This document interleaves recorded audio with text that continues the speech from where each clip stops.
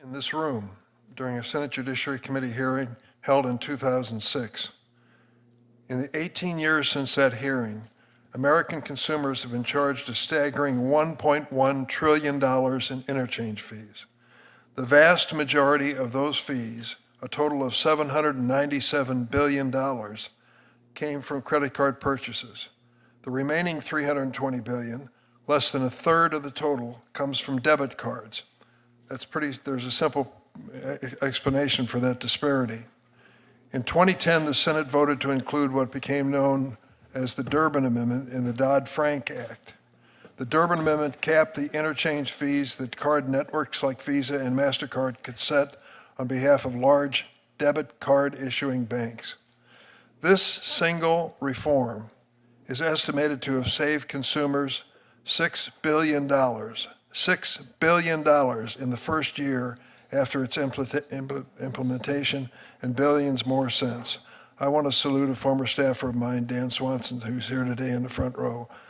He led me on this journey from the beginning, and I thank you for your service. Thanks for being here, Dan. Free of similar regulation in the credit card market, Visa and MasterCard duopoly virtually prints money on behalf of their big bank partners. In 2023 alone, Visa and MasterCard charge merchants more than $100 billion in credit card fees, mostly in the form of interchange fees. But help is on the way. In July of 2022, I joined my colleague, Senator Roger Marshall, who will speak to us this morning, to introduce the Bipartisan Credit Card Competition Act. Senators Welch, Hawley, Reid, and Vice President-elect Vance have signed on as co-sponsors of our bill. I welcome them to this fight. The Credit Card Competition Act would break the Visa-Mastercard stranglehold on the market by requiring only the largest banks, those with more than $100 billion in assets, the only banks that are affected, more than $100 billion in assets, to enable two networks on their cards, and one must be a company other than Visa and MasterCard. In this way, small businesses would finally have a real choice. They could route credit card transactions on the Visa or MasterCard network and continue to pay interchange fees that often rank as their second or biggest expense, or they could select a lower cost alternative. It's something called competition. I have a pretty good idea which one they'll choose. With downward pressure on these exorbitant interchange fees, more money will flow to local restaurants, bookstores, and shops that we all frequent. Where the big banks use interchange fees to pad profit margins of 30% or more, small businesses with tight profit margins, often as low as 3 to 5%, will use their savings to hire more workers, invest in their businesses, or heaven forbid, actually lower prices. No matter their choice, we all benefit. We are joined by a distinguished panel of witnesses who will be able to shed more light on the role interchange fees play. But before I turn to them and to Senator Graham, who will be here shortly, I understand, I want to recognize my colleague, Senator Roger Marshall, Republican senator from Kansas. He is a co-sponsor of the act, and I want to give him a chance to have a few minutes to tell us why you did it. Roger. Thank you, Chairman Durbin, and all the committee members for giving me this opportunity. Swipe fees are inflation multipliers. Let me say that again. Swipe fees are inflation multipliers.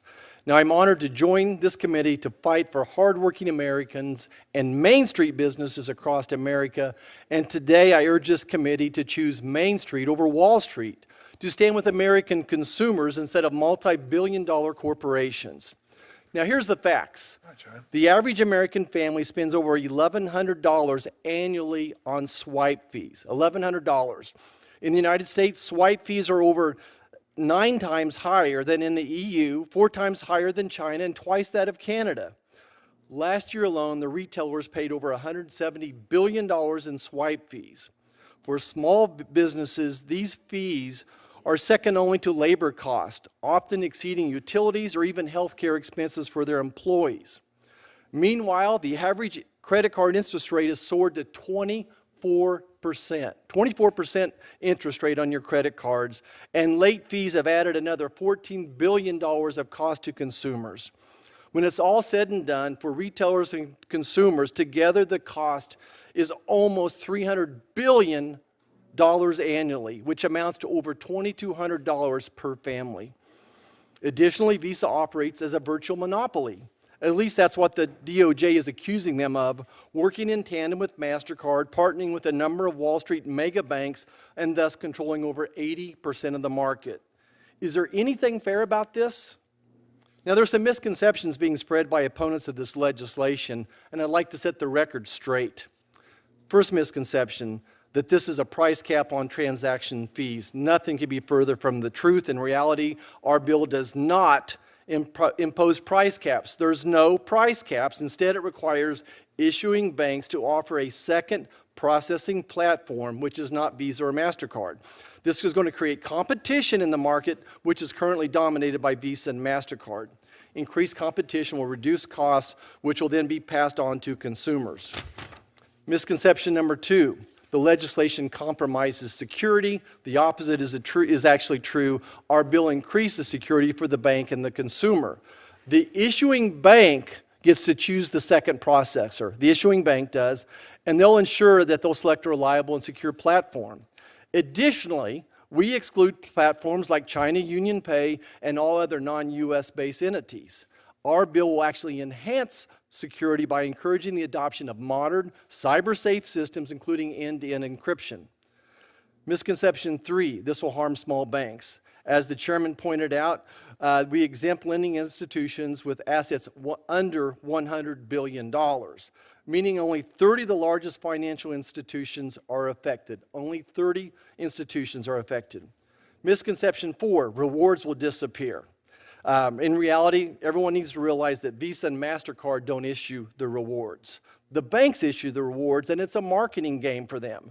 Rewards programs are a tool banks use to attract customers. That's not went away in other countries that have already adopted swipe fee reforms as well. Misconception number 5.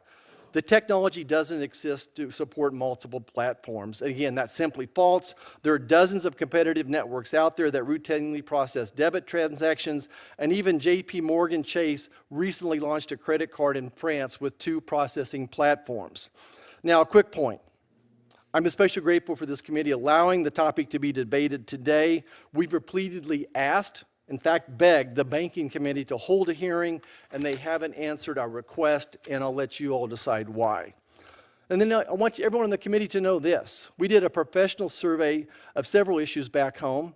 Now, this was not a push poll. It was a professional survey. Over 10,000 people returned the survey, and what were the findings? Not 70, not 80, not 90. 96% of the people on this survey support our credit card bill.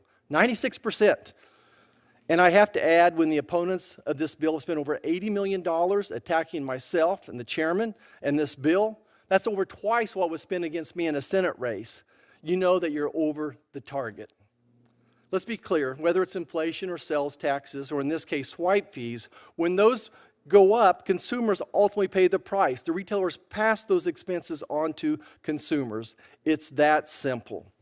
Now, kind of wrapping things up, at my heart, I'm a hands-off, free market capitalist. But capitalism without competition leads to unchecked greed, the exploitation of hardworking Americans, and the erosion of opportunity. Now, I remind everyone that American credit card debt is at an all-time high of over $1 trillion. Unless you feel sorry for these monopolies, MasterCard enjoys a profit margin of over 44% and Visa over 55%. So I ask everyone on this committee and in Congress, why would we stand by and allow Wall Street monopolies to siphon more and more money from our communities back home to enrich themselves? Why wouldn't we, as Teddy Roosevelt once said, try and get everyone, every American, a square deal? When faced with the choice, I'll always side with Main Street over Wall Street and working Americans over monopolistic corporations. Let's all take this opportunity to stand up for the people who get paid by the hour and carry a lunch pail to work. Thank you, Mr. Chairman. Thanks, Senator Marshall. I asked you to keep it at 5 minutes. I think you did that exactly. I appreciate it very much. We're going to have 5 witnesses before this committee, and I'll ask the staff to make the transition here from Senator Marshall to the witnesses.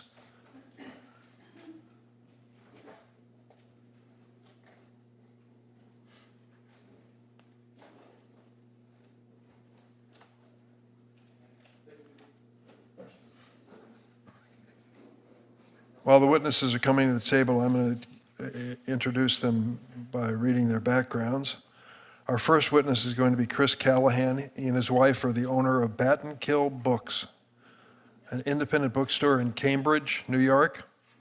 Since buying Battenkill Books, the Callahans have revitalized the store as a center of the community. Mr. Callahan is also an extension professor of agriculture engineering at the University of Vermont. Senator Welch, glad to have you here this morning. We're also joined by Bill Sheedy. Mr. Sheedy is the senior advisor to Visa's CEO, a position you've held since 2020. Before taking his current role, Mr. Sheedy worked as executive vice president of Visa's corporate strategy group, president of Visa's Americas region, and board member of Visa Europe, among other positions. Our next witness is Linda Kirkpatrick. Thank you for being here. President of Americas region for MasterCard. She is responsible for overseeing MasterCard's operations and consumer-facing activities in the United States, Canada, and Latin America. She has been with MasterCard since 1997, has held various roles during her tenure. Next, we are joined by Roger Alford, a professor of law at Notre Dame, where his scholarship focuses on antitrust, competition, trade, and other commercial law issues. Professor Alford previously served as Deputy Assistant Attorney General for International Affairs with the Antitrust Division of the U.S. Department of Justice. Our final witness is Doug Kantor. Since 2021, Mr. Kantor has served as General Counsel for the National Association of Convenience Stores, organization representing 148,000 convenience stores. Organization represents employing more than 2.3 million people across the country.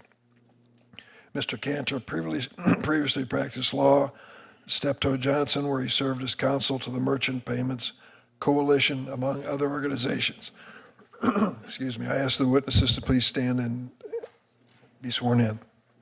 If you'd raise your right hand. Do you affirm the testimony you're about to give before this committee will be the truth, the whole truth, and nothing but the truth, so help you God? Let the record reflect that all 5 witnesses thankfully answered in the affirmative. And we are going to proceed, and the first one up is my bookseller. I have a particular affection for bookstores, Chris Callahan. Thank you. Chairman Durbin, Ranking Member Graham, and members of the committee, thank you for giving me this chance to testify today. As Chairman Durbin noted, my wife and I own Battenkill Books in Cambridge, New York. Cambridge is a small town near the border of Vermont, where a small business in a small town, and honestly, sometimes it's a struggle to make it work. But we're proud that our store is vibrant, part of a main street in our community, and we want to keep it that way. When we bought the business in 2009, we moved it into a historic Main Street building, which we had just renovated. We tripled the store's footprint. We were idealistic and excited, maybe a little naive. We've used local banks to help us with financing the renovation and with a line of credit to weather seasonal cash flow variation. This past Sunday, 15 years since doing that renovation and moving in, we made our last payment on that commercial mortgage. And we use credit cards to make store purchases. So I offer all of that to say we're not anti-bank. We're not anti-credit card. We love access to capital. It's helped our business be successful. My point here today is to emphasize that credit card swipe fees are a significant burden to all merchants, but especially harmful to small businesses like mine that pay higher rates than our competitors because of the way that Visa and MasterCard set the fees. There are Band-Aid solutions, such as consumer surcharges and baking the fees into our product prices, but the Credit Card Competition Act represents a much-needed solution that would provide a cure for the market failure and improve the payments system for all those involved, including merchants and consumers. While we've seen many costs go up for our business, credit card fees have been the toughest to handle.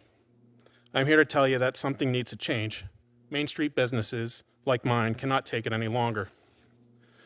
When business is fair and the market is free, Connie and I can hold our own. But that is not how it is for credit card fees. The duopoly of Visa and MasterCard fixes the interchange fee rates that the banks and credit unions that offer credit cards charge us. We can't deal effectively with all those banks and credit unions banding together to fix fees. And then Visa and MasterCard add even more network fees on top of that. And those fees keep going up too. All we're asking is for a little competition so we can deal with these businesses the way we deal with our other suppliers. Give us a chance, we'll do our part. If you let things keep going the way they're going, we don't have a chance on this issue. In the past, our credit card fees averaged about 2.4% of each credit card transaction. That's the total amount of the transaction before I pay my expenses. As a co-owner of the business, I can only take profits out after I pay expenses. We aren't against credit cards and we aren't against reasonable fees. The fact is that many of our customers rely on the convenience of this payment method. The issue is that we have absolutely no control over this cost. It's the cost of the convenience, and it becomes a silent tax to us. What's even worse is how the credit card industry's percentage take has grown. So far this year in 2024, our fees are averaging 3.8%.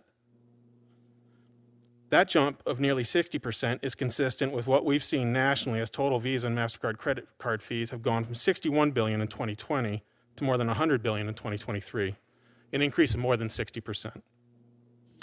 Credit card fees now represent our fourth largest business expense after only rent, payroll, and shipping. There have been a lot of big numbers presented so far, and there'll be more. That represents $9,000 to our store, and that's a big number for us. And unlike all our other expenses and vendors, we have no negotiating power to help manage these fees. If I could reduce the amount of swipe fees I pay, it would allow me to hold down prices for my customers, provide additional hours for seasonal staff, improve employee benefits, and put on more local events like our literacy programs and community art projects. Arbitrarily high swipe fees are preventing me from growing my business and better serving my customers while inflating prices we pay for the goods we sell and the prices we charge our customers. That's why I'm here today. It's why I got involved. Our association, the American Booksellers Association, has been an advocate for change, and we've been part of that. Connie and I know how tough it is for us to keep going with these high fees, and we've heard similar stories from our friends and neighbors who have their own small businesses in our town. The bottom line is I need your help. I'm optimistic we can find a better way. I'm here. Please pass the Credit Card Competition Act. Please create a competitive market for credit cards that gives us a chance to grow and succeed. Thank you. Thank you, Mr. Callahan. Mr. Sheedy?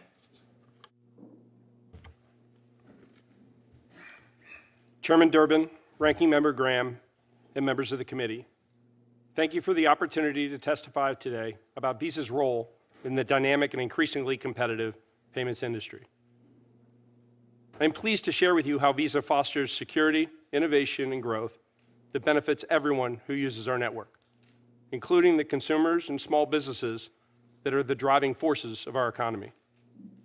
For over 60 years, Visa has enabled consumers and merchants around the world to make and receive payments through our secure transaction processing network. We are honored that consumers and merchants trust Visa to meet their payment and commerce needs. Although our future success is far from guaranteed, we compete and earn and re-earn the trust of consumers and merchants every day. To do this, Visa remains focused on two fronts: delivering world-class reliability and security, and staying on the cutting edge of innovation. With respect to security, we have never faced greater threats from bad actors, nation-states, and criminals seeking to commit fraud. In the past 5 years, Visa has invested more than $11 billion in technology, including to reduce fraud and enhance cybersecurity. In 2023 alone, Visa blocked $40 billion in suspected fraud globally. If fraud does happen, Visa cardholders benefit from our zero liability protections. They are not responsible for unauthorized transactions. At the same time, merchants who choose to accept Visa are guaranteed payment on transactions authorized on our network. Visa has also helped develop many groundbreaking security features that are now the industry standard for credit card payments, such as chip cards. And our investments in contactless and token technologies are driving the next generation of commerce solutions and experiences. Another important aspect of our network is that it levels the playing field between large and small players. It allows every community bank and credit union, no matter their size, access to the same payment products and network technologies as the largest financial institutions. Similarly, any small-town merchant or online seller can benefit from Visa's world-class security and fraud-fighting tools to better compete with even the largest retailers and their technology platforms. We are proud to offer an open network that makes it easier for every business to compete. As a result, all consumers benefit. We focus on growing transactions on our network, which we can only do when merchants and consumers successfully and securely complete sales. Interchange is a fee between banks that, if properly balanced, encourages parties to use our network. Visa has no incentive to set interchange fees high or low. Without sales, we have no transactions to process. Visa faces unprecedented competition, including from new entrants and technologies from fintech, big tech, and foreign players. Consumers and merchants can choose from an expanding list of alternatives that do not rely on payment networks like Visa to process transactions. These include digital stored value wallets, buy now, pay later platforms, ACH, and a growing number of pay-by-bank solutions. Visa also vigorously competes against cash, check, and other payment card networks and several additional credit and debit options. Government regulation should encourage innovation, security, and consumer choice. The Credit Card Competition Act, however, would remove consumer control over their own payment decisions, reduce competition, impose technology sharing mandates, and pick winners and losers by favoring certain competitors over others. These policies would stifle innovation, create significant inefficiencies, undermine security, and would allow merchants to override a consumer's choice in how they pay. Visa shares the committee's goal in ensuring the payments ecosystem remains competitive. We believe competition benefits everyone. We are proud of the role Visa has played in developing and delivering safe digital payments for consumers and merchants across the United States and the world. I welcome the committee's questions. Thanks, Mr. Sheedy. Ms. Kirkpatrick. Good morning, Chairman Durbin, Ranking Member Graham, and members of the committee. Thank you for the opportunity to provide background on MasterCard, the competitive environment in which we operate, and the value we bring to consumers and businesses. MasterCard is a global company that connects billions of consumers with businesses and enables them to make payments that are safe and simple. We do this with precision, 200 billion times per year, for nearly $10 trillion of payments annually. Our brand has become synonymous with trust. The payment space in which we operate is massively competitive. There have never been more choices for consumers to pay. These choices range from cash and check to debit, prepaid, credit, buy now, pay later, digital wallets, ACH, real-time payments, account to account, pay by bank, private label, regional networks, cryptocurrencies, and even the Federal Reserve. It's this competition that fuels our motivation to innovate. As noted by the DOJ, MasterCard is a very different company from its largest competitor, both in size and structure. Nearly 40% of our revenues come from services like fraud detection and merchant loyalty. Our customers opt into many of these services because they find value in them. Further, with our credit market share close to Amex, half that of Visa, and less than 5% of all payments, we don't have the share nor the ability to exert market power. The benefits of electronic payments are profoundly impactful. I'd like to draw your attention to 3 such benefits. First, consumers are not responsible for fraud. Second, merchants get paid even when consumers default. Third, consumers and merchants are protected from attacks before they happen. Let's start with consumers not being responsible for fraud.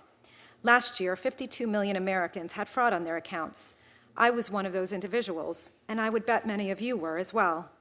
While each situation may have been different, we share one thing in common. We were not responsible for the cost of that fraud. And thank goodness for that, because the cost of fraud was $18 billion last year. MasterCard's zero liability policy protected consumers from these potentially catastrophic losses. Second, merchants get paid even when consumers default. When a consumer uses their card, the merchant gets paid quickly without falling victim to a counterfeit bill, a bounced check, or a debt that won't be paid. The Federal Reserve reports that 4.5% of consumers default.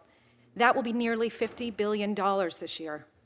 Since 2004, this amounted to $685 billion of cost avoidance for merchants. Third, MasterCard protects consumers and merchants from fraud before it happens.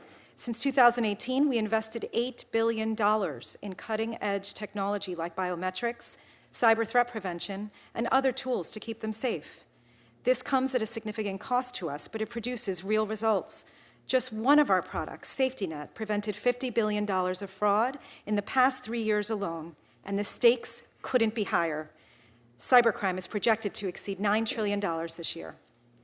With merchants generating more than $110 trillion in sales and hundreds of billions of dollars in cost avoidance over the past 2 decades, it's clear the value derived from electronic payments far outweighs the cost. This sentiment is often conveyed to us by the small businesses we support. One such merchant is the Nourish Spot, an all-natural food and beverage shop in New York City. Their owner, Dawn Kelly, tells us electronic payments have allowed her to keep making money online even when her store is closed. And she feels safer accepting cards because she knows her payment is guaranteed. All this value is at risk with the bill. It imposes artificial controls on a system that is working well.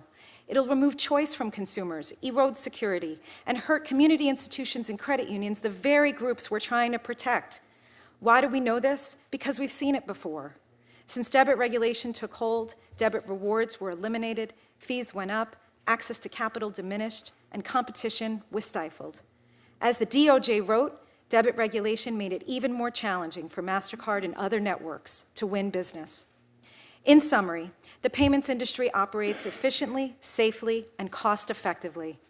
We've never seen more competition or more options for consumers to pay. We're proud of the role MasterCard has played to protect consumers and businesses in the U.S. and around the globe. I appreciate the opportunity to speak with you, and I'm happy to answer questions from the committee. Thanks, Ms. Kirkpatrick. Professor Alford. Chairman Durbin, Ranking Member Graham, members of the committee, thank you for inviting me to testify today. I look forward to discussing with you the Credit Card Competition Act. I am here as a neutral expert on behalf of no client and with no financial interest in this legislation. This hearing comes just 2 weeks after a presidential election in which voters expressed extraordinary anxiety about the economy. 41% of voters in the 7 swing states ranked the economy as their top concern, far higher than any other matter.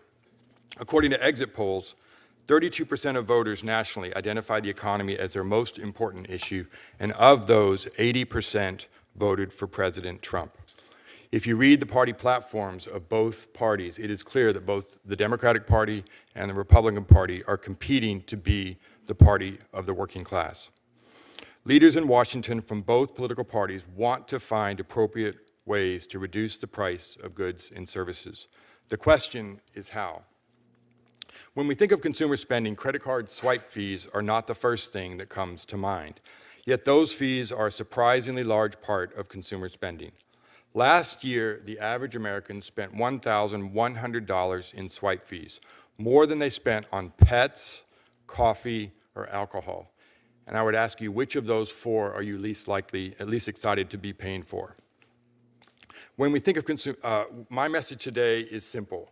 Given the importance of the economy to voters in the last election, this legislation should be judged primarily based on whether it reduces the costs of goods and services for everyday Americans.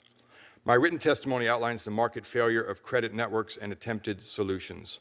Although, as a conservative, I prefer antitrust litigation over regulation, this is a market in which antitrust litigation has never resolved the fundamental problems of Visa and MasterCard's anti-competitive behavior.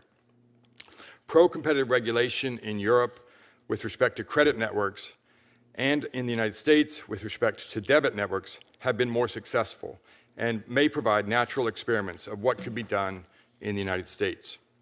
Other witnesses here today will discuss the impact of this legislation on big banks and on retailers. I will highlight just a few key points on the likely impact that they will have on consumers. In the current environment of economic anxiety, everyday Americans are expecting solutions from Washington to address inflation and the high price of goods and services. This legislation should be reviewed from the perspective of that, how it will help consumers with goods and services. The key question is pass-through of potential benefits and pass-through of potential harms. Benefits in the form of lower prices for goods and services, and harms in the form of reduced credit card rewards. Merchants argue that high swipe fees hurt consumers because these costs are passed on in the form of higher prices for goods and services. The narrow profit margins for retailers suggest fierce price competition, increasing the likelihood of pass-through. But at the same time, this is true if swipe fees go down. Independent studies in Europe and in the United States found a 70% pass-through of lower fees for merchants, leading to lower prices for consumers. Visa and MasterCard argue that consumers will suffer from this legislation because banks will reduce credit card reward benefits. That is possible, but it seems unlikely. The net profit margins for banks are approximately 30%, among the highest of any industry in the country. And banks have multiple sources of income, including interchange fees, annual fees, late fees, etc. If MasterCard and Visa are correct that this legislation will harm consumers with reduced credit card rewards, then they should also concede the likelihood that it will benefit consumers with lower prices. Why would banks with high profit margins pass through the harms, but merchants with low profit margins not pass through the benefits? Even assuming pass-through harms and precisely who benefits from credit card reward programs. The Federal Reserve studied that question and found out that, quote, credit card rewards transfer income from less to more educated, from poorer to richer, and from higher to lower minority areas. Using swipe fees to pay rewards programs is a regressive wealth transfer from the many to the few. Consumer benefits and harms are not all alike, and increasing reward programs does not have the same broad distributional benefits as reducing the cost of goods and services. If pass-through happens on both sides, then the trade-off of reducing the price of groceries for every American may be worth fewer benefits to premium cardholders at the airport lounge. Thank you very much. Thanks, Professor. Mr. Kantor. Thank you for giving me the opportunity to testify today. I appreciate this because what we have and what merchants, including the folks in my association and many others in our coalition, see every day is that there is an ongoing competition policy problem, a real antitrust problem that is squarely within the jurisdiction of this committee that affects them every single day. And that is that Visa and MasterCard have formed the banks that issue credit cards under their names into pricing cartels. They each set the prices that all of their bank members charge. They all agree to charge the same thing, and those banks which compete on everything else don't compete on this. That leads to higher and higher fees and higher costs on Americans every single day. If you take a look at it, both Visa and MasterCard in their testimony very openly say they don't set the interest rates that the banks charge to consumers. They don't set the fees that banks charge to consumers. They don't issue the cards. Yet here they set the price to the merchants. It's the one place where there is no competition across those banks. We need that level of competition because the truth is that we all pay it. So for example, in April of 2022, when both Visa and MasterCard increased their fees, we all paid more than $1.2 billion for that increase. In October of 2023, when they again increased their fees, $500 million more for all Americans. In April of this year, when they both increased fees, another $340 million. And I have with me a notice that Visa, even after just being sued in September by the Department of Justice, has scheduled an increase in their fees for January.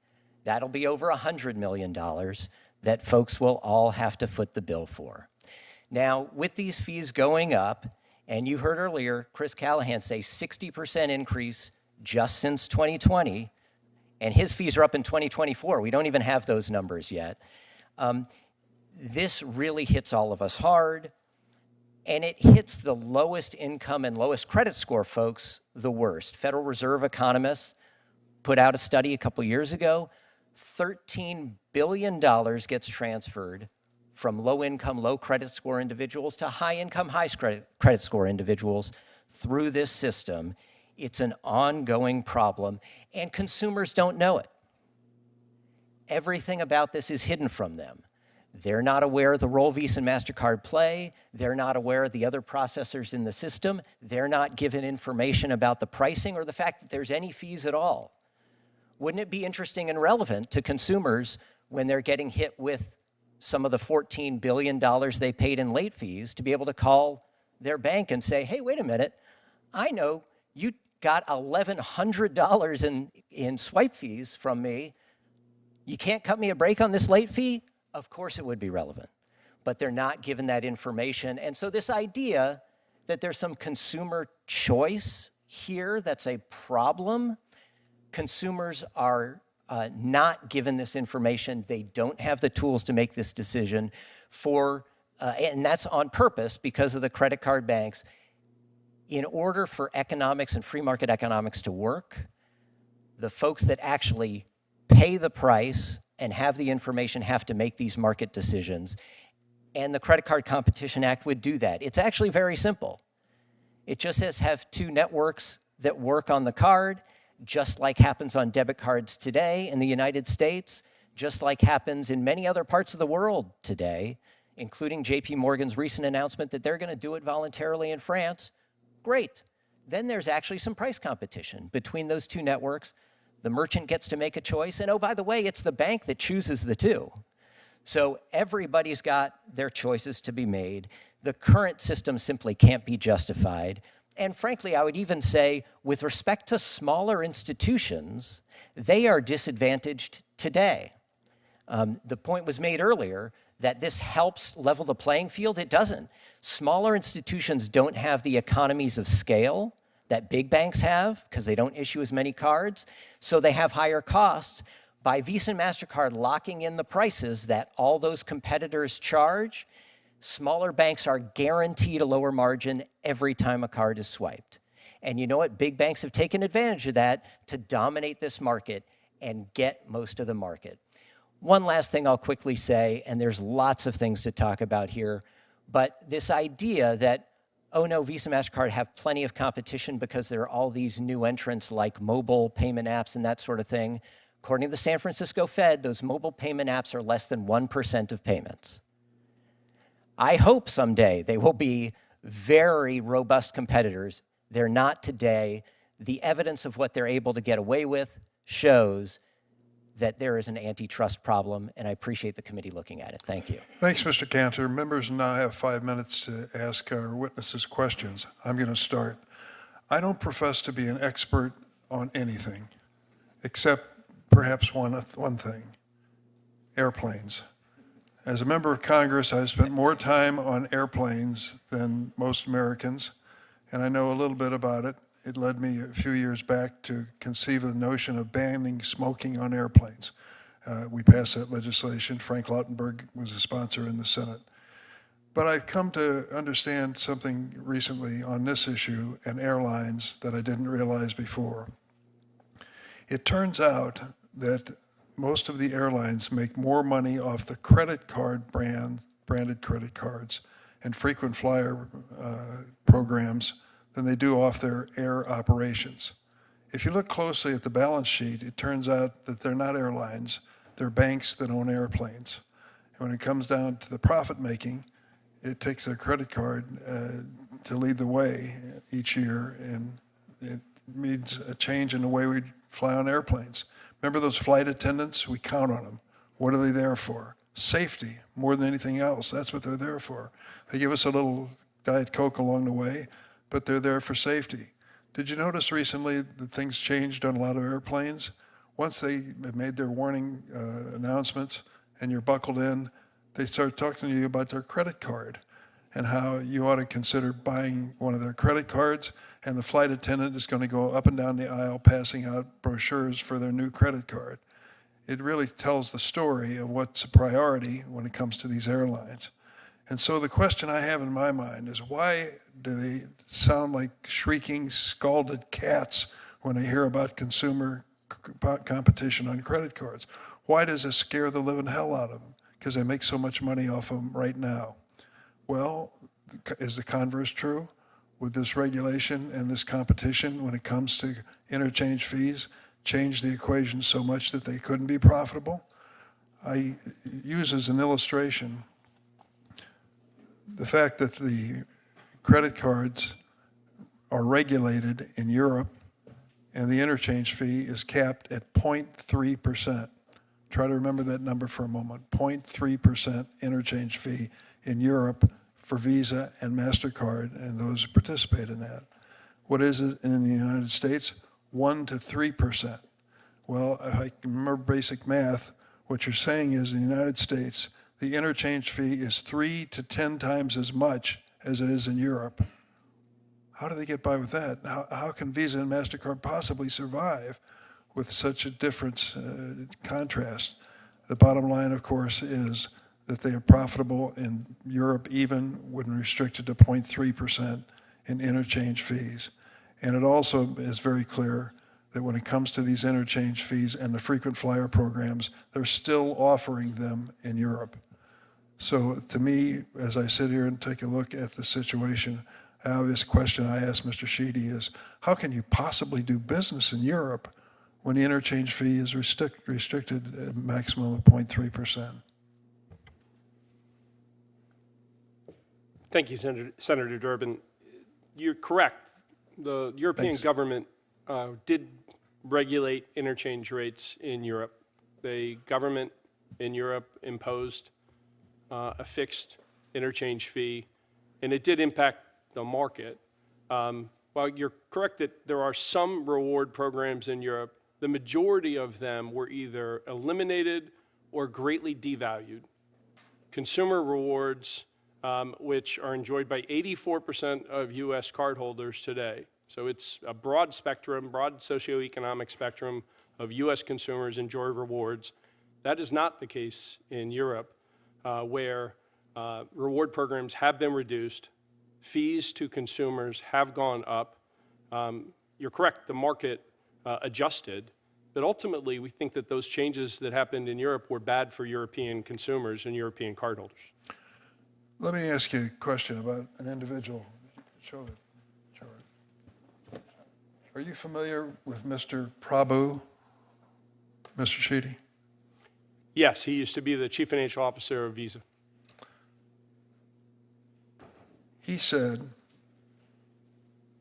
net, we are a beneficiary of inflation. Visa was a beneficiary. How is that possible? I don't think of Visa as being a beneficiary of inflation, excuse me. It's impossible for me to know the context within which Vasant So let me read statement. a larger part of the quote. To the extent that there's inflation driving up ticket size, clearly it's beneficial to us, he said, on behalf of Visa. So net, I mean we are a beneficiary of inflation.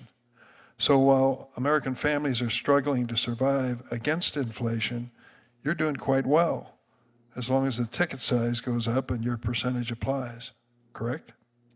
I don't believe that inflation is good for our business or anyone's business. I think a healthy economy is best for the U.S. consumer, U.S. merchants, and when U.S. merchants and U.S. consumers come together and transact, that drives transactions on our network. That's what we want, and that's how we think about growing the business. Well, I can tell you that the CFO of your company, January 27th, 2022, had a different point of view and one that makes more sense. You're in a situation where you're benefiting from the weakness in our economy and the fact that its impact on Mr. Callahan as well as families and consumers. What we're trying to do here is to do something you said you favor. Competition benefits everyone. Why not some competition for Visa and MasterCard? Senator Graham. Thank you, Mr. Chairman. It's been a very informative hearing. And I will ask simple questions because that's all I know how to do here. So, simple question. The rates in Europe are by regulation, is that right, Mr. Sheedy? Yes, Senator. The argument is that rates are high here because we have a monopoly, no competition. Is that right, Mr. Kantor? That's right. Okay. So you agree with me, Europe doesn't use competition to get rates down, they use regulation. Are you proposing we use regulation or competition? We're proposing competition. That's what's in the bill. And there's no data about what competition does yet, right? Actually, there is, because in many places around the world, they do have that competition Like on where? credit cards. Like So France, Denmark, South Korea, also several of the debit systems, including in talking the about U.S. and credit Canada, cards. have competition as well. For credit cards? So that's on debit, but in Europe and Korea, So it's on here's credit. my point. We got two systems here. We got a regulatory system that reduces cost to consumers, and Mr. Alford, you say in Europe it actually does benefit the consumer. Their lower exchange fees. The lower exchange fees do benefit consumers with respect to the price of goods and services because 70%. Okay. The pass- question is, if you lowered their costs, would it matter to you, the consumer? At least in Europe, the answer is yes. Can you repeat the question? At least in Europe, the answer is yes. The regulation has lowered costs to consumers. Yes, the regulation in Europe has. And in theory, competition would lower cost here. Yes, I mean, Do you prefer competition or regulation of the fees? I prefer competition, and I think that Does anybody prefer regulation? Okay, Well, regulation can be pro-competitive, of course. yeah, but I mean, we don't have any. The proposal is to not have a price caps You know, the proposal is to create competition. through Right. through routing restrictions. So Exactly. Senator Durbin's not proposing regulation, he's proposing competition, is that correct? Yes, introducing. And in Europe, they don't have a competition, they have regulation. And we know in Europe, the swipe fees are cheaper, right? And you tell us, Mr. Alford, in Europe, the consumer benefits. Independent studies have revealed that there is significant pass-through, yes. Okay. And you say, Mr. Sheedy, that consumers in Europe get less rewards, is that correct? Their fees are higher and they get fewer rewards. Are their fees higher than yours? I'm referring, Senator, to the fees that are being charged by Well, wait a by minute. the No, banks. no. The swipe fees in Europe are regulated at what? 0.3. Correct. Okay, and what are your swipe fees? The average interchange fee in the United States on credit is approximately 2%. Okay, again, this is simple. 2% is bigger than 0.3, I think, right? Yes. Okay, thanks. So here we are. What I'm trying to figure out is, should I do a regulatory approach? Because nobody really can tell me what competition is going to do. I know what regulation is done over there. Now what I want to do is figure out, what do you lose if you regulate? So, Ms. Kirkpatrick, what kind of reward programs are offered? You get reward, what kind of stuff do you get through the reward programs? Senator, there's a variety of reward name a few. programs which range from cash back to rewards for travel to rewards for everyday purchases like gas and grocery. Okay, so lower income people can participate in this reward program. Yes, greater than 80% of cardholders in the United States can benefit from these rewards. So, Mr. Kantor, you say that most low income people kind of don't, they get left out here, right? They pay more in the fees, and much more of the rewards go to the high-income folks. That's according to the Federal Reserve. Okay, do you agree with that, Ms. Kirkpatrick?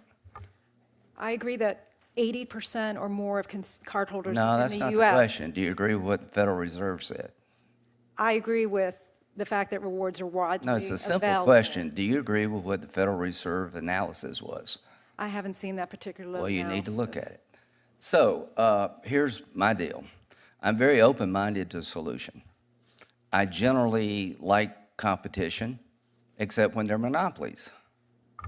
The whole idea of regulation is to make sure that in a capitalist society, water is in the bank. It doesn't overflow. I don't know exactly how I'm going to come out but you're having a hard time convincing me that the fees here are set to the advantage of the consumer. Thanks. Thanks, Senator Graham. Senator Coons. Thank you, Chairman Durbin and Ranking Member Graham, for convening this hearing today. It concerns a fairly technical set of issues that most people don't really have visibility into how it impacts them. They just swipe or tap or purchase and move on. And I'm thrilled that we've got representatives here, both from the card networks and from a small business owner and an organization of small businesses and a professor who's just commenting as an independent, so that we have a chance to hear from both sides of this. As a senator, I've heard a lot from both sides of this. My dry cleaner, small business owner, every single time I drop off my dry cleaning says, can't you do more about these swipe fees? And yet the building next door to him is full of people whose business is preventing fraud and working for credit card issuing banks, large and small. It's no mystery I'm from a state that issues a whole lot of credit cards, but I have heard a lot from my constituents, from restaurateurs to small business owners to dry cleaners to a bookstore owner, concerned about these fees and what the impact is. So I'd like to just get into one core assertion that was made, that, as Mr. Sheedy said, there is competition, a significant amount of competition. And I think Ms. Kirkpatrick said the payment space is massively competitive, and that fuels innovation. You have no market power because you control only 5% of payments. And yet others have asserted that there's a monopoly here, massive market power, and that that's driving fees that do not actually benefit consumers or merchants. Do I get that essentially right? Could each of you speak to that briefly? When you say that this is a massively competitive market, I don't know enough about it, but there's a lot of fintech solutions. There are still people using cash, I'm told. Apparently fewer and fewer of them. But there's folks using Venmo and Cash App and lots of other applications that may or may not have a credit card attached to them. What's the benefit? Is this massively competitive? If we followed the approach that this bill follows, what would the impact be to consumers? And my other question, we have tried this before, but in a different way. The Durbin Amendment imposed a cap on debit card swipe fees. Has that intervention in the market benefited merchants, benefited consumers? What's the record? We've got 2.5 minutes. So frankly, is it massively competitive, and what were the benefits to consumers of the previous act? If I could just ask the 5 witnesses to go down in order. Ms. Kirkpatrick leaped to the mic because you were the one who said it's massively competitive. So with the forbearance of if you'd start, Ms. Kirkpatrick, and then the other witnesses. Thank you. Thank you, Senator. Appreciate the questions. With respect to massive competition in the marketplace, there are multiple stakeholders who have entered the market, as I mentioned in my testimony, like PayPal Venmo, who have created an ecosystem of value exchange and consumers sending money to each other that sits completely outside the credit card rails. And that is massively successful. In fact, likely many of us leverage that ecosystem. And so when we think about payments, payments is much broader than cards. Payments considers all of those other rails. And the reality is that we do have not only competition, but importantly, consumer choice. Consumers have a plethora of choices in how they want to both pay and be paid. And they've never been presented with more choices. Mr. Kantor, you've asserted that customers actually don't know what these choices are, and they're sort of stumbling their way towards alternatives like Venmo or Cash App. Help me with that. So look, there is competition on the consumer side of the market. That's not what we're arguing here. Consumers can choose many different things. It's on the merchant side where Visa and MasterCard set the prices where there's not competition. And frankly, look, it is very difficult to hear both Visa and MasterCard today testify that there's competition on the merchant side of the market when literally just 2 months ago, the Department of Justice filed a complaint against Visa, and major allegations in the complaint were that Visa pays off Apple, PayPal, and Square, which owns the Cash App, not to compete with them. How in the world can they maintain at a hearing today that there's competition when they're literally paying off the competition not to compete with them? Mr. Kantor, Mr. Sheedy, did you want to respond to that? I'm happy to respond to the last point. We do have a commercial agreement with Apple. It doesn't have them to not compete with us. We have an agreement where we share very sophisticated security technology that enables Apple Pay to work. We have a commercial agreement that sort of governs that arrangement with Apple, but there's nothing in that arrangement that impacts their ability to compete with us. In fact, they're free to compete with us, and we, in our view, they do. Mr. Callahan, you get the closing word. As a small business owner, what are the costs and challenges to you of accepting things other than credit cards, and what are the costs of accepting credit cards? Sure. Thank you very much.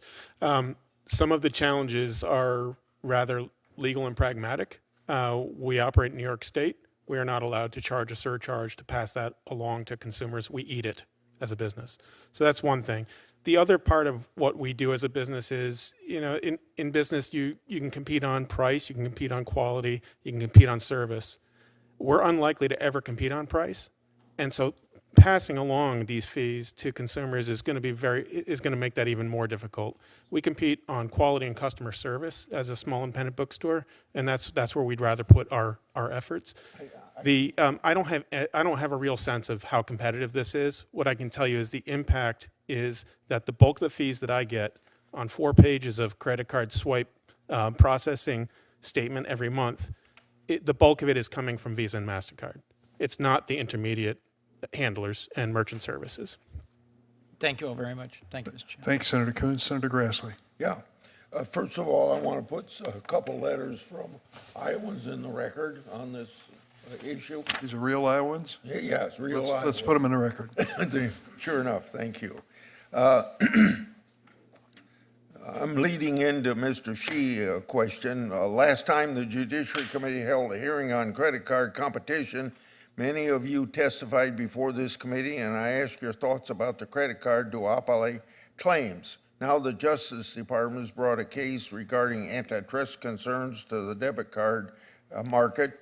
Despite the passage of the Durbin Amendment, the department judge alleges that Visa has an unlawful monopoly.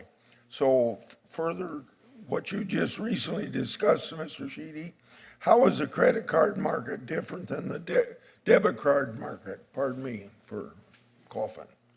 The credit card market in the United States is very different, Senator. First, American Express, who does not operate as a four-party system, would be outside of the scope of this legislation, is a huge player in the U.S. credit card market, very successful, and has defined historically a very high rewards, high feature customer service, and that's something that financial institutions who issue credit cards in the United States have had to respond to. The credit card market in the United States has 4,000 financial institutions underneath the Visa system, credit unions, community banks, as well as larger financial institutions who issue credit cards. When you look at other markets around the world, they are not nearly as diverse. They're much more concentrated in a fewer players. And so I think drawing analogies between what happened outside the United States with interchange regulation and how consumers in the United States would be impacted by this legislation, I think is concerning to us. We do believe that the consumer, when they try to pay with their Visa card, they have expectations about how that transaction is going to be processed and the features and the benefits that they're going to enjoy. And we feel that those benefits and that choice should remain from the consumer. This legislation would hand that to the merchant. Okay, Mr. Kantor, the original Durbin Amendment sought to promote competition among debit card networks. Has it worked? It has. Now, there are some problems with it because, as the Department of Justice has alleged, Visa has tried to evade that law and caused antitrust violations in the process. But it has worked. Fees have been lower. Several studies, including the ones cited by the credit card industry to say consumers haven't benefited, show that consumers have benefited. Happy to have everybody read the studies that they cite as well as the ones we do. The one they cite from the University of Pennsylvania Law Review shows 53% direct pass-through immediately to consumers and lower price. The one we cite and Roger Alford cited to a study, 70% pass through. And frankly, the rest is taken up in paying employees more and competing on service and the things that Chris Callahan just talked about. Profit margins for retailers did not go up one iota. In fact, in grocery, they went down. So it's been much better for consumers. And I think this whole discussion of rewards, having a few of the numbers is really key here. And let's just understand, on credit cards, Senator Marshall went through some of this, but from consumers, the banks that issue credit cards get $125 billion a year in interest and fees, $125 billion. From merchants, they get $172 billion a year in swipe fees. Only $41 billion gets paid in rewards each year on $300 billion in revenue. This idea that rewards will go away if you reduce those fees by what's estimated for the Credit Card Competition Act is $16 billion. So now we're at $284 billion combined dollars to pay $41 billion in rewards. If the banking industry, which has the highest profit margins of any industry in the United States, bar none, can't make that work, I don't know what we can do for them. Yeah. My time's about up, so I got a question. It's going to take 5 minutes to get an answer, so I'm going to submit it for answer in writing, but I'd appreciate if it was for all of you to respond to. Thank you, Senator Grassley. Senator Klobuchar. Thank you, Mr. Chairman. Senator Grassley, direct as usual. Thank you. I'll start out with you, Mr. Kantor. Last time we discussed this topic in the committee, you agreed we needed more antitrust enforcement in the area. It is actually fitting that Senator Grassley and I are both here because he and I worked very hard for years and years to pass our bill to change the merger fees to charge less on small mergers, more on big ones. We finally passed that through the Senate. I think we're finally seeing the fruition of some of this to our agencies. However, we want to make sure that we keep the pressure on as a new administration starts, that this has been a bipartisan effort beyond the topic of this hearing. Since then, we've seen the Justice Department suing Visa for the monopolization of debit card network services. The FTC entered a consent decree with MasterCard, not to mention a pending settlement in a private antitrust lawsuit. How has the increased enforcement benefited merchants and consumers? What areas do you believe that enforcers, as we go into a new administration, need to focus on? Thank you, Senator. And first of all, thank you for your thought leadership on these antitrust issues. It's incredibly helpful across a range of things. Enforcement has helped. Certainly the FTC's action with MasterCard has been helpful, and it's not the first time they've had to weigh in on this. There were issues with Visa and MasterCard and the point-of-sale providers getting in the way of competition on debit cards as well. We very much welcome the Department of Justice suit against Visa. Obviously, that has to play out. We'll see where that goes. But I think what's telling here is that the DOJ lawsuit is only on debit cards, even though Wall Street Journal story just after that came out shows much of similar behavior applies to credit cards as well. The problem is, on credit cards, there's no underlying competitive dynamic or law that creates some competitive market economics here. We need that. That's why we need this bill, is so that the enforcers can do their job like they're doing on debit cards. Thank you very much.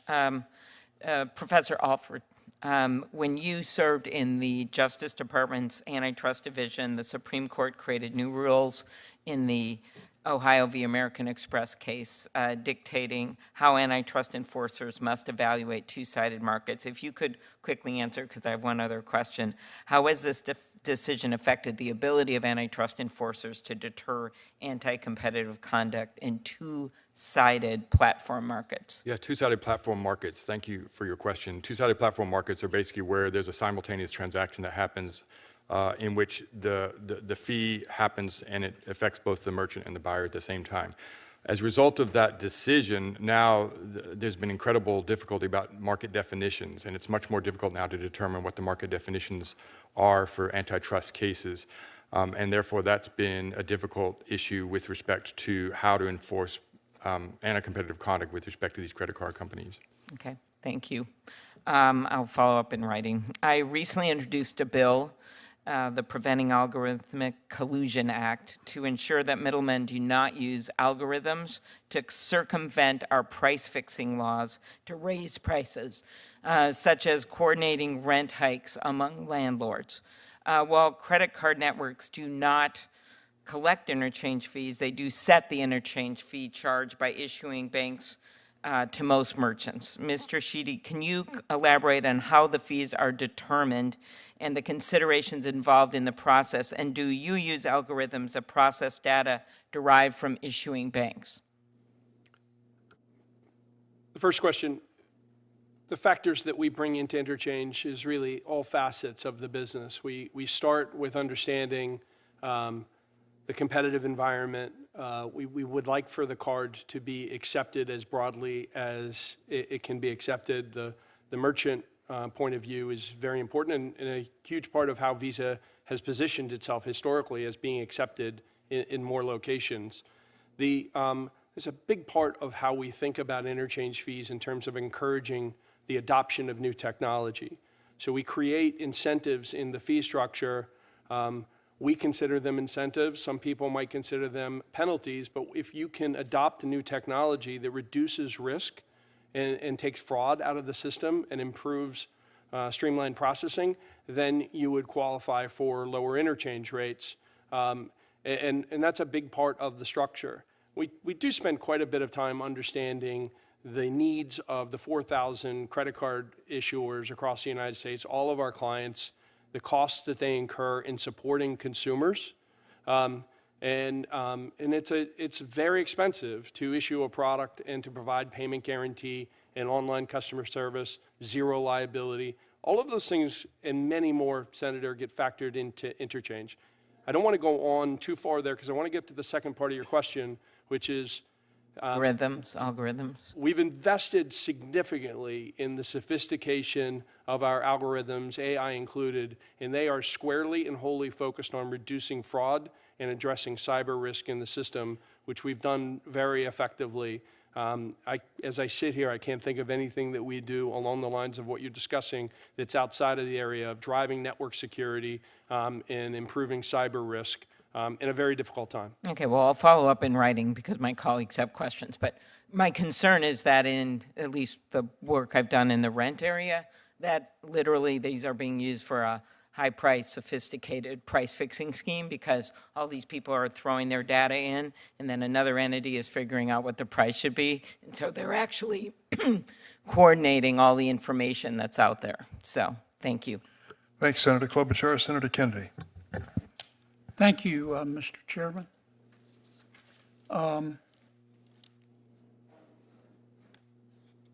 Mr. Sheedy, you are senior advisor to the Visa CEO?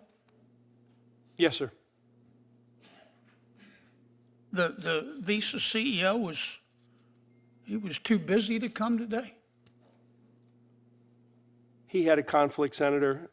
He knows that I enjoyed speaking with this committee 2 years ago and that I was looking forward to coming back, but he unfortunately was not able to be here today.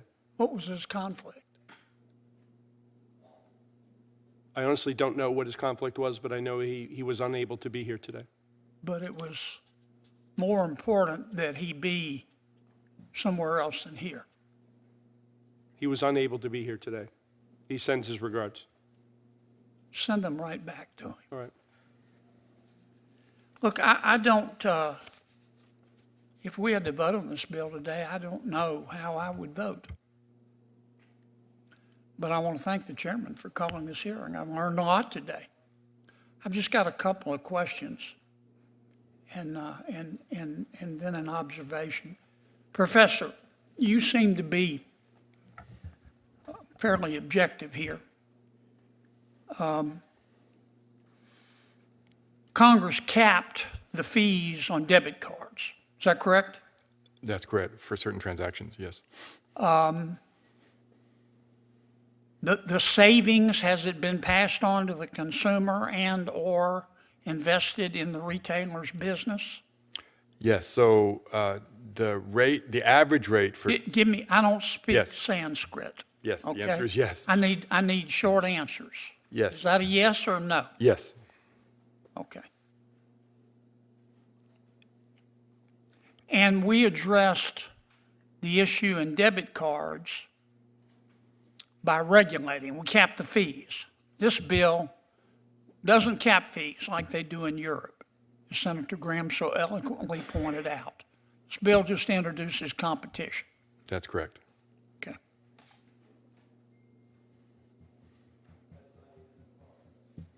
All right, I really came today to watch Senator Hawley.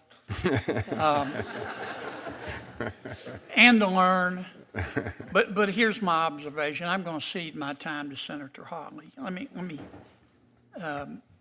me just say this to all of you, but particularly our friends at Visa and Mastercard, and I mean it. I don't know how I would vote if this bill came up today. Visa and Mastercard and the folks, the retailers, need to sit down and work this out. You need to sit down and work this out. Because if you don't,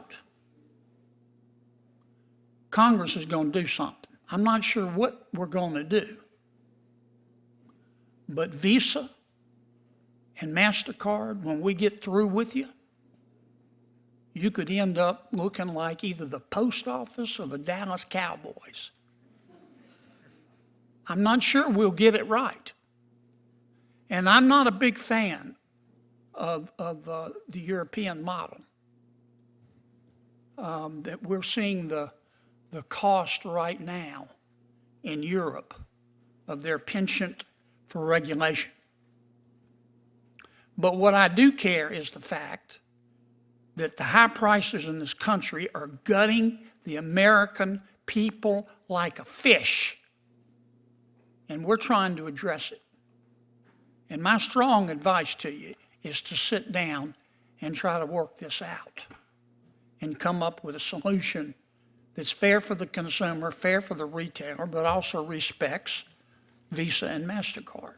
You're two great companies, and I appreciate that. But something's not adding up here. And next time, Mr. Sheedy, it's wonderful to see you. Ask your CEO to come. I know he's a busy, important man, but ask him to come. Thank you, Senator Kennedy. Senator Rono. Thank you, Mr. Chairman. I don't think it is the easiest thing to figure out how competition even enters the marketplace in terms of these kinds of fees. And I would think that the larger retailers, maybe somebody can answer this question, are larger retailers able to negotiate with MasterCard and Visa on the fees charged? So I will tell you, Senator, that only a tiny number in special circumstances can, short of suing them and settling a lawsuit. But for example, Costco, because they're a club a retailer where people pay them in advance for the privilege of shopping there, they can do different things than most. But even the largest have this same problem. So that means that the millions of small retailers who are in the marketplace, that they pretty much have to take whatever is charged to them. And then any pass on to the consumers, I think that doesn't even happen, even among the large retailers who can negotiate these fees. Now, there's been discussion about the earlier Durbin bill that set fees, caps on debit card fees. Why don't we just talk about setting caps on other charge cards? Frankly, I'm not, and also, I'm not saying that that ultimately either way the consumers benefit. By the way, I think that what we're talking about is how retailers, where competition can enter even in the retailer space. So why aren't we talking about setting caps on regular charge cards and not just debit cards? So the feedback we've heard from members of Congress is that they like taking this competitive approach first. We think it's the lightest regulatory touch to help deal with this problem. Obviously, there's lots of our members who would love for there to be caps like there are in Europe, but as a practical matter, we think this is the best approach at this time to make some progress. We trust the market to work out if we have that actual competition. If the cards are as valuable as Visa and MasterCard say, the price could go up, but we have faith that the market economics will work here. Well, there are a lot of markets where competition doesn't exactly work. Would you agree? There are, when there are market failures, like in this one today, absolutely. So, and even if we were to do this, then are consumers benefited ultimately? They only benefit if the lower fees are somehow resulting in lower product prices. And there's absolutely nothing in this bill that would require any kind of pass-through. We've seen the experience where with 3% profit margins at retail that did not go up post-Durbin Amendment, there was not any more profit taken at all, that 70% of those savings went directly to consumers. As I said, even the study that the credit card industry cites to say consumers didn't benefit, on the numbers says 53% of the savings went directly to consumers. So there's no doubt consumers are saving, there's just a question of how much. There's another study from the Richmond Fed that showed that that more than 15 times as many merchants increased prices after the debit caps went into place than lowered their prices. So I think the research on this is not clear, that putting in caps on interchange benefits merchants, benefits consumers. It definitely benefits merchants, and in some instances, they've not only have not passed on the benefit, but they've increased prices. I do think that there is a concern here about the impact on consumers. Yeah, and I would say that the discussion leads me to conclude that benefit to consumers is not what the results will be, but there is definitely benefit to retailers who will then either have a cap applied or in this case creating some options. And I'm just not sure that there's that much clarity as to how we're going about things. Thank you, Mr. Chairman. Thank you, Senator Rono. Senator Blackburn. Thank you, Mr. Chairman, and thank you all. What an interesting hearing. And I appreciate that you all would take the time to be here. Mr. Callahan, I want to come to you first. I have so many small businesses in Tennessee that I talk with. And, you know, I kind of have this vantage point of having worked with them earlier in my career, watching the movement from in-store credit, chasing bad checks, going through factoring, all of that, which was an enormous expense. And then watching what is happening now when people can simply tap a card. I've also found it very interesting that some of these small businesses choose to limit it to only using a Visa or MasterCard. And so they're predetermining the choice for the consumer. So do you limit the swipes to Visa and MasterCard, or do you take all cards? We take all cards. You take all cards, okay. And then you're a fairly new small business, right? We've owned it 15 years. It 15 existed years, for 40 okay. years. And before that, the people that owned it before you did you talk to them about their compliance cost and how much they spent chasing bad debt? We did not. You did not. You know, I think that might be an insightful conversation because so many of the small businesses I've talked to have talked about how it really is good not to have to take a lot of the bad debt and the returns and those transactions that booted your compliance cost and your loss cost, just kept booting it up so high. I would think that's especially relevant in times like we're in right now. I was appreciative that the chairman mentioned high inflation. I think the American people spoke loud and clear on that. They're tired of this high inflation. But I don't think that that's the underlying cause for the swipe fee issue, Mr. Chairman. I do think that many of the Biden-Harris economic policies have driven that high inflation cost, and it doesn't rest solely on swipe fees. But let's see, Ms. Kirkpatrick, I want to come to you. When you are looking at the cost to consumers, and you're looking at what this would do if you're going to demand competition, I want you to give me just one or two harms that would come to American consumers through the CCCA. Thank you, Senator. What this proposed legislation will do is take choice away from consumers and put it in the hands of just a few large companies. Today, a consumer can walk into a merchant and leverage their credit product. They know which brand they're using, they know which rewards they'll avail themselves of, and they know, most importantly, that it's So safe. it disrupts their process. So the consumer will lose their choice. Yes.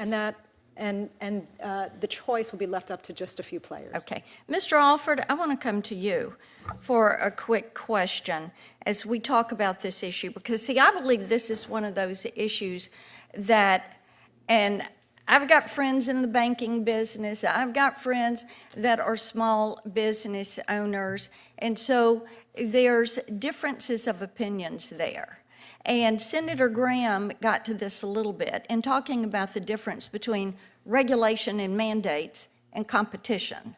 And I have always told everybody this is going to be a decision, a business process decision that you ought to be able to negotiate. But I want you to talk for a minute. Let's see if you've looked at what happens as you look at credit cards, but also Apple Pay systems, Venmo, PayPal. I know many companies are looking at the Bitcoin blockchain system to simplify processing, payment processing. Have you considered that into what you're looking at as an antitrust issue? Have you considered that impact, and what do you expect that impact to be? Yeah, thank you. So I agree that you should generally try to trust the markets, and only in situations of market failure It's should we. usually a good long-term decision. Exactly. So if antitrust litigation could solve this problem, I think I would favor that, but I don't think it can. So the answer to your question is that credit card transactions have not gone down as a result of these new innovations. It's actually, they're just saying, I think it's 33% of all transactions are done through credit cards. Consumer choice. Consumer choice. And Consumer those choice is a innovations good are thing. welcome, and I think we should applaud those. But we have problems on their end as well. DOJ is not only suing Visa for monopoly practices, they're also suing Apple for their monopoly practices with respect to their Apple Wallet. And Apple Wallet restrictions are significant. You cannot use your Bank of America or Chase app on your phone to basically pay for something. You have to use Apple Wallet because of restrictions that Apple has imposed on the use of smartphone transactions. Okay. Senator Welch. Thank you very much, Mr. Chairman. You know, a concern that I think all of us have to have is the erosion of small businesses in our small communities. They are so essential to the well-being of where we live and how we live. And you're here representing a small business. The issue here is about the powerlessness of businesses. And there's a difference between the bookstore and Visa and MasterCard, by the way, and their capacity to have any control over what their costs are when the well-being and their capacity to survive is beneficial to the citizens in all of our communities. And they're getting hammered constantly. You know, I want to talk to Mr. Sheedy and Ms. Kirkpatrick. You talked about the virtues and the benefits of what is provided. I totally agree. It's good to have security. It's good to have fraud protection. It's good to have merchant confidence that the payment will be honored. That is good. It doesn't justify the rip-off prices. And it's painful for me to have you sitting next to Mr. Callahan. You know, your CEO, what's he make? $23 million in 2023, is that what it was?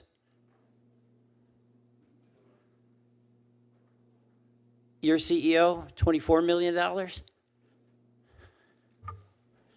The information is public. I don't have it at my That's right. Market cap for Visa, 600 billion, 611 billion. Market cap for MasterCard is 478 billion. Yes. All right, so let's go to this question. You're concerned, you said this, Mr. Sheedy, that if there was a lower price, there wouldn't be confidence necessarily that the consumer would benefit. Correct?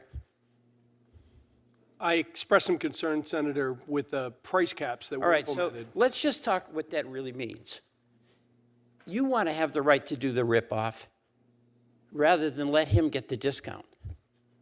That's what you're arguing. Who will get the benefit? We don't know necessarily. But if you have 4 gas stations on the corner and one of those goes out there and reduces price by 2 cents, you know what? I think competition then is going to put the pressure on the others. I want to talk about another thing. The rates that you charge merchants vary. What do you charge Walmart? We have a large business with Walmart. What do you charge Walmart? Level it. Let's be candid and transparent instead of rhetorical. What do you charge Walmart? Senator, as I sit here, I don't know what the Walmart rates What do you are. charge Mr. Callahan? Mr. Kirkpatrick, what do you charge Walmart? I don't have the information. It's What do you also, charge Mr. Callahan? I would have to look. Well, you both negotiate with Walmart, right? Because they're big. Walmart's a big customer. If Mr. Callahan wants to get the Walmart deal, does he have your phone number or know how to get it and call you up and say, hey, let's make a deal? We're having tough times here in Cambridge and I want to keep selling books to my community. Can he call you? Can he call you? I would welcome the opportunity to talk to Mr. Callahan please. and connect him to third parties that All can right. help How him many millions exercise his of rights. Mr. Callahans do you have? There are 33 million U.S. Right. businesses. So do you have a business unit where you have lots of people who can handle 33 million accounts like Mr. Callahan's who call you up? You know, you talked, Mr. Sheedy, you talked about how you know the customer. What about the merchant? They're getting so ripped off, so ripped off. Now, where's that chart here? You know, this is another issue. 0.3% in-person cap in the EU, right? Visa does business, right, in the EU? Yes. And MasterCard does business in the EU, right? Yes. And all of those wonderful things you described, fraud protection, consumer confidence, you do that in Europe just like you do here in the United States, right? Yes. So why not have Mr. Callahan pay the lower rate and all of Mr. Callahans around the country? What's the problem? You're able to do it and make a profit. Senator, we share your values in wanting to drive lower prices for small businesses. You are killing small business in the United States of America. I yield back. Senator Tillis. Thank you, Mr. Chairman. I sometimes think the Durbin-Marshall bill is a lot like a zombie in a Walking Dead episode. Just when you think you've killed it, it comes out of the closet and comes again. Look, I believe that we've got to fix a problem. Before I ask a couple of questions, I want to go back to what Senator Kennedy said. He and I were talking before the hearing. You all know that I have said that we've got to come up with a solution. Now, we have a court case where a judge decided that the settlement wasn't enough and that it should be adjudicated, which seems interesting to me. The other thing I find interesting is I don't see a single credit union or a bank at the dais because I suspect they would give you a different perspective. I think it would be helpful to actually even have a bank or a card issuer in some of the foreign jurisdictions that we're talking about being best practices to see if they share your optimism about the outcome.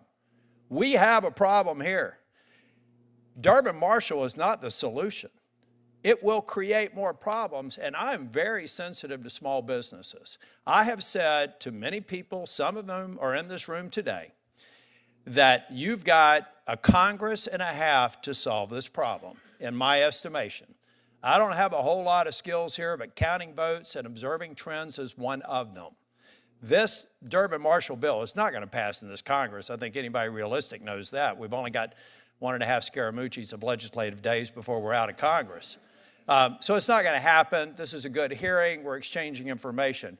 What I hope that we do here is recognize that small businesses have a legitimate concern. I will also say that every single one of those small businesses could take their swipe machine and throw it in the trash if they didn't think that they weren't getting added value for it. Fair statement? So why don't we actually work on something that's not disruptive and doesn't repeat the mistakes of other countries who have made mistakes? They have seen measurable negative impacts as a result of the overreach. This is not that hard, folks. Now, I will say to the industry, if you don't figure that out and make sure that people, that small businesses aren't coming to this hearing and say, we've got something that's sustainable and acceptable, then you're going to get Durbin Marshall in about, I don't know, I would estimate 1.5 to 2.5 years. If not the next Congress, the Congress after. But I, for one, think that the credit card issuer, if I'm not mistaken, Visa-Mastercard gets about 10% of the exchange fees, about 80, 90% ultimately goes to the bank and other players in the exchange. Is that roughly correct? Senator, the interchange fees we're referring to here today go 100% to the banks. Okay. Now, I got a real quick question for you. If I were to search for a breakdown, this is a yes-no, and I mean literally yes-no question for Visa and MasterCard.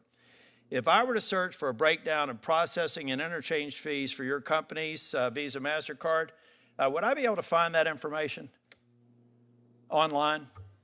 Yes. Yes, multiple sources. Do all of your competitors also post this information? All but one, notably Discovery. I don't know where they're headquartered. While I understand the difference between 3- and 4-party payment models, does CCCA cover both types of payment systems? No. Oh, interesting. So not all of the companies, let me put it a different way. Not all competitors would not be covered. Double negative. I believe the answer is yes. Yeah, okay. Correct. So to summarize, as Visa and MasterCard, your current competitors, one, do not publicly post their interchange fees, right? You all do. They don't. Why wouldn't they not be subject to the same policy we're talking about here? Why wouldn't we find a way to take an Amex and Discover and put them in whatever regimen? I mean, would you agree that if we're going to come out with something like this, that there is a valid argument to say that everybody needs to be invited to the party? Given that our market share is largely in line with American Express's, I would agree with that. Okay, close to a yes. Senator. We have other concerns with the legislation, Senator, but I agree with your point. All right. Look, I'm going to, Mr. Chair, I'd seek unanimous consent that I put a number of articles into the record that discuss the experiences in other jurisdictions that have made the mistake of going in the direction of Durbin Marshall. I'd like unanimous consent to submit to the record. The Zombie Caucus gives unanimous consent. Thank you, sir. Folks, it's serious, all seriousness. I want small business owners over the next 24 months to come in here and say, we'd always like more, but we got a fair deal. If that happens, then this goes away, the zombie stays in the closet. If it doesn't, you're going to lose. And frankly, I hate to say this, but I don't really care. Visa and MasterCard have to figure out how to be successful businesses. I'm trying to come up with an outcome that solves the problem of the consumers and solves the problem of small businesses. And I believe that you all want to do the same. Get in a room and solve it, because I'll guarantee you the solution coming from Congress will not be good for anyone. Thank you, Mr. Chair. Senator Hawley. Thank you, Mr. Chairman. Just on that point about Visa and MasterCard being successful businesses, I think you figured it out, haven't you? I mean, what's your profit margin, Ms. Kirkpatrick? It's circa 50%. Mr. Sheedy? Slightly higher. It's higher than 50% profit margin? Slightly higher than MasterCard, yes. Yeah, that's incredible. 50% profit margin. I mean, that's absolutely unbelievable. What's the answer to the Walmart question, by the way, that Senator Welch posed to you? What's Walmart's interchange fee that you negotiate with them? I don't have it with me today. You don't have any idea whatsoever? Is it higher or lower than 2.5%?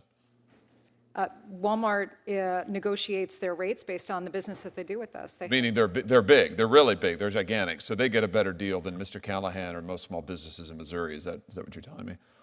Yeah, Senator, we have volume discounts that we offer to some merchants. I suspect Walmart is one of them.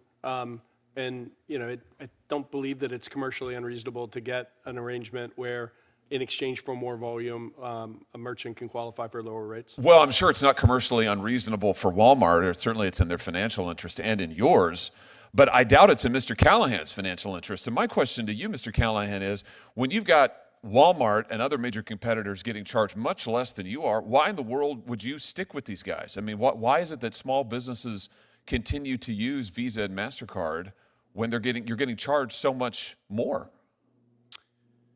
It's in my opinion, it's a matter of convenience for the customer, and customers matter to our business. Maybe is it because that Visa and MasterCard are effectively monopolies? They control 80% of the market? Certainly part of the 80% of the market? I'm just having a hard time understanding, Mr. Sheedy and Ms. Kirkpatrick, you have a business model, you're making over 50% profit margin. You are able to give the shaft to small businesses. Estimated cost to Missouri businesses from these fees is $1.5 billion. That's with a B, billion dollars a year. Why aren't all of these businesses running away from this model? Because they don't have a choice, because you control so much of the market. This is classic monopolistic behavior, and yet your testimony here today is you don't want any competition. You have 80% of the market, but you don't want any more competition. I'm having a hard time finding that position defensible, let alone sympathetic. I mean, it's unbelievable the amount of money that you're making. It's unbelievable what you're charging small businesses and consumers, and yet your testimony is, please, we can't possibly have any competition. I mean, let's talk about what you're doing to consumers who hold your cards. Last year, as I understand it, there were 726 million Visa and MasterCard credit cards issued in the United States. That's about 2 for every 1 person in the United States of America. Do either of you know how much debt is owed on your networks, Ms. Kirkpatrick? We're not the bank, so we don't have visibility into that information. We also don't generate revenue from interchange. Oh, okay, you have no idea. Mr. Sheedy, do you know? I don't know. Well, let me help you out. Let's have a look.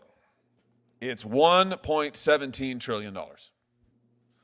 $1.17 trillion is what consumers now owe on your credit card networks. Do either of you know what the average interest rate is on your networks? Ms. Kirkpatrick? Oh, Senator, we're not the bank. We don't set the interchange. I know, we don't but set you the benefit rates. from it, and you know. Do you know what it is? This is your business model. We don't collect revenue from interest rates. Do you know? I don't, Senator.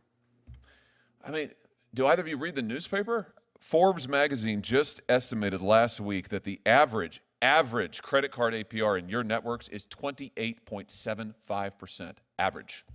29%, let's call it. 29%. It's nearly doubled in the last 4 years.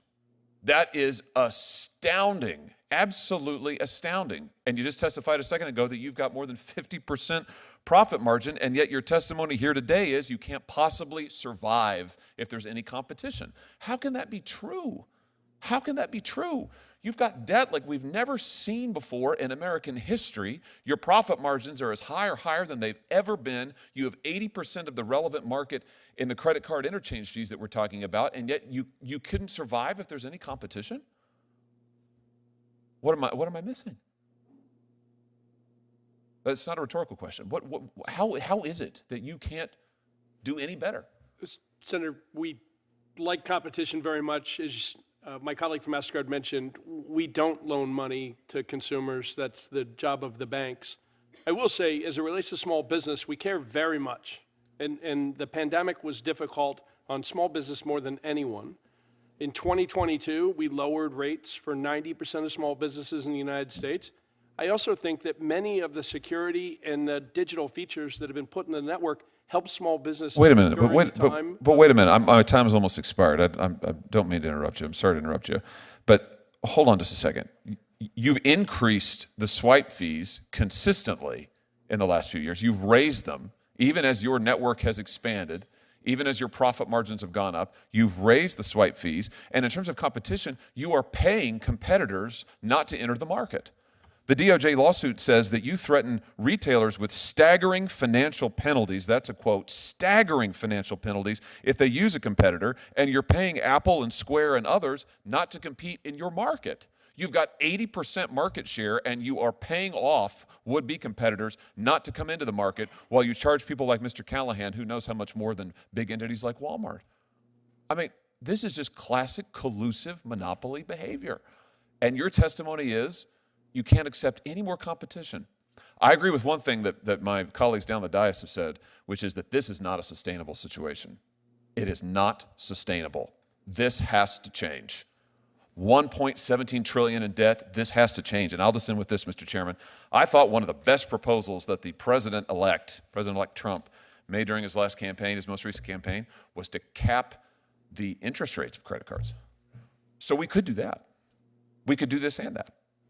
I think it's a great idea.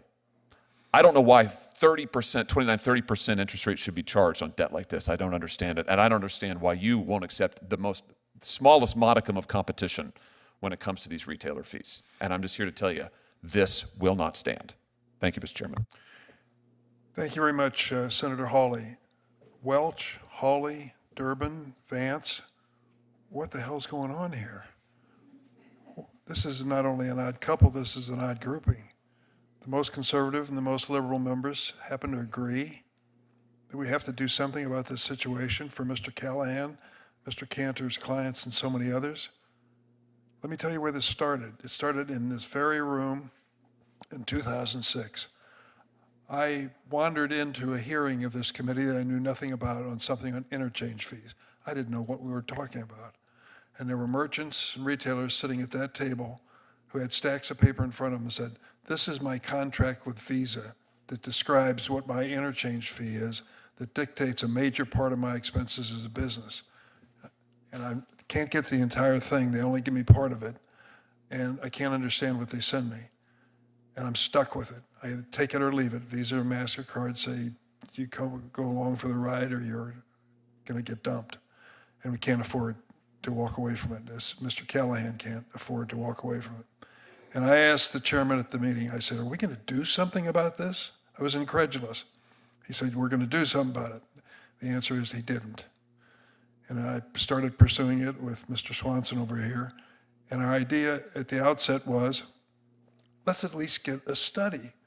Let's have somebody study this to see who's telling the truth and whether there's an answer to this situation.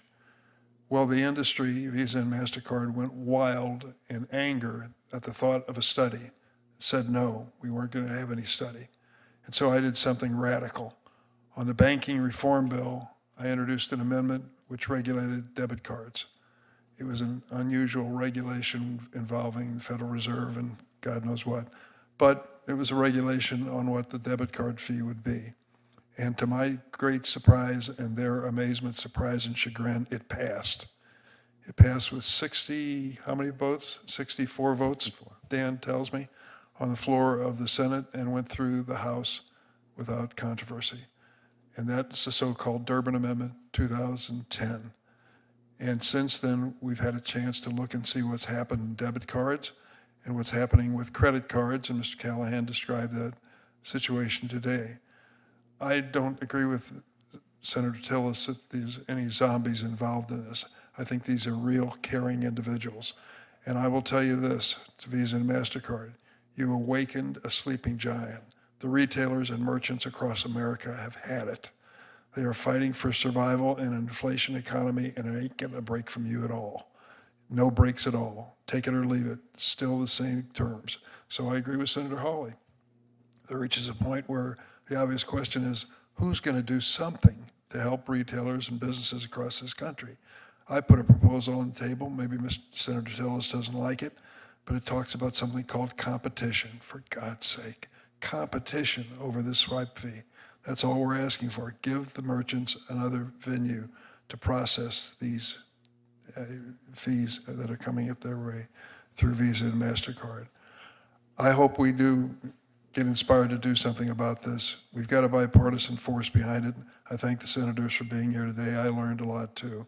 And with that, the Senate Judiciary Committee stands adjourned.